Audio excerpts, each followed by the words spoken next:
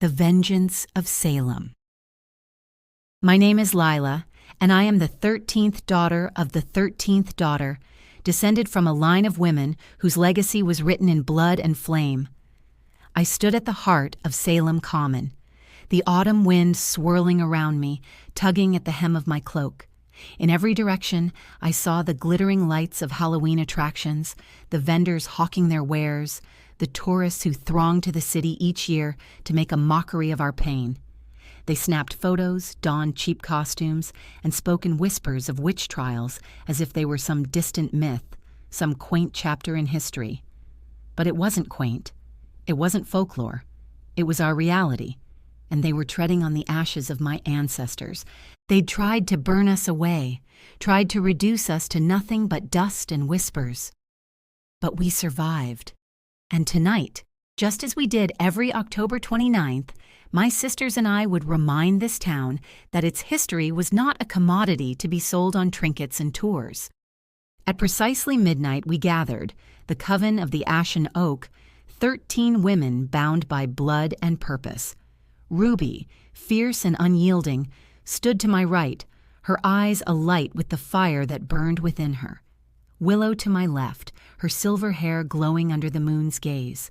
Hazel, Fancy, Rihanna, Lucy, Wanda, Twyla, Serena, Haven, Ember, and Juniper, all of them descendants of those who had perished in the flames of the witch hunts, all of them bound to me by the same desire, to make Salem remember. "It's time," I said, and my voice cut through the air like a blade. "They've turned this place into a carnival, and they think they can forget the truth. But tonight, we'll show them the price of pretending." We formed a circle, hands clasped, our energy mingling and flowing between us. The spell began to build, low at first, murmurs that rose into chants, our voices blending into one. It was a spell our foremothers had whispered from the depths of their cells, moments before they were dragged to the gallows, before they felt the noose tighten around their throats. The first part of the spell would put the entire town to sleep. We did this every year, but this time we were adding a twist. The tourists, the vendors, and every Salem resident who thought they could profit from our history would wake up with memories of what we would do while they slept. The dream spell would linger in their minds like an unwelcome fog, planting seeds of doubt, fear, and loathing. The power surged through me, and I felt the pulse of the earth beneath my feet, felt the ancient magic rise to meet us. It was like touching fire, exhilarating and painful, but it was ours. It always had been. One by one, the lights in the town began to flicker and die, the voices faded, and every soul fell into a deep, dreamless sleep. Only we remained, standing in the silence, the wind whispering through the trees. "It's done," said Ruby, a hint of satisfaction in her voice. "Now for the second part." We made our way to Charter Street Cemetery, our cloaks trailing behind us, moving like shadows through the night. The graves of those who had condemned our ancestors to death were marked and ready, just as they were every year. Reverend Samuel Parris, Judge Samuel Sewall, Sheriff George Corwin, all names we knew well. They were the men who had spilled the blood of innocent women, who had laughed as our mothers, sisters, and aunts swung from the gallows. We began the ritual to raise them, our voices mingling with the wind, calling the dead from their slumber. The earth shuddered, cracked, and split, and skeletal hands clawed their way out of the dirt. It never ceased to amaze me how their eyes, empty, sunken, rotted, could still reflect such terror when they looked at us. "You!" Reverend Parris rasped, his voice raw and broken. "Why won't you let us rest?" "Because you didn't let us," I answered, stepping forward. "Because you took our lives, our legacies, our names. And now every year we take you back from the grave to make sure you know we haven't forgotten." The others pulled them up, dragged them to the stakes we had erected, and bound them in chains. They would burn, as they always did.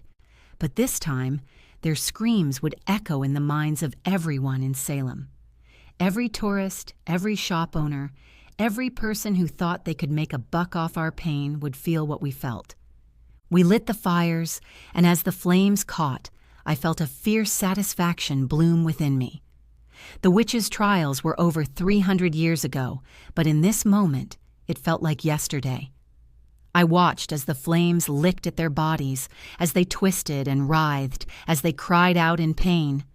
The smell of burning flesh filled the air, acrid and sharp, but I didn't flinch. This was justice. The flames grew higher and we chanted louder, our voices rising into the night, mingling with the crackle of the fire. The coven moved around the stakes in a circle, our movements fluid, ancient, each step echoing the steps our ancestors had taken when they called upon their own magic. And as the bodies turned to ash, I felt the satisfaction of another year's vengeance claimed. We stood there until the fires died, until there was nothing left but charred remains and smoke drifting into the sky. "They'll wake up in the morning," Hazel said, "and they'll think it was a dream, but they'll feel it in their bones. They'll remember." I nodded. "And maybe this time, they'll think twice about turning our history into their amusement." As we made our way back through the silent streets, I took one last look at the town, shrouded in darkness, the scent of smoke still lingering in the air. Every year we did this, and every year the tourists came back, drawn by the same morbid curiosity. But this time I felt something different in the air, a tremble, a shift, like the stirring of a great beast that had finally been awakened. "Maybe next year," I murmured to myself, "they won't be so eager to come back." And maybe, just maybe, Salem would finally be ours again.